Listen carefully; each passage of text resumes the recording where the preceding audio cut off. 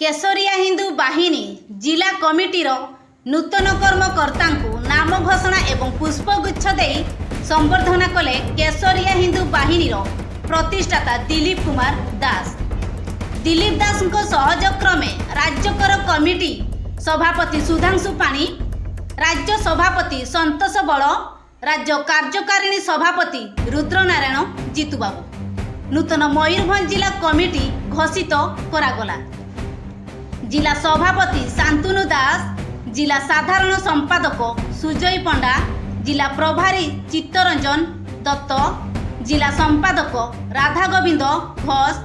जिला मीडिया प्रभारी देवकुमार नाथ, जिला महिला सभापति इंदुमती महांती, जिला सभापति सस्मिता बेहेरा, जिला संपादक अमृता सिंह, जिला युव सभापति चेतन धड़,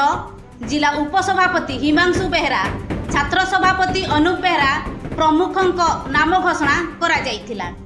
नूतन कर्मकर्ता केशरिया हिंदू बाहिनी प्रतिष्ठाता दिलीप कुमार दास पुष्पगुच्छ दे संबर्धना करिले एवं मयूरभंज जिलार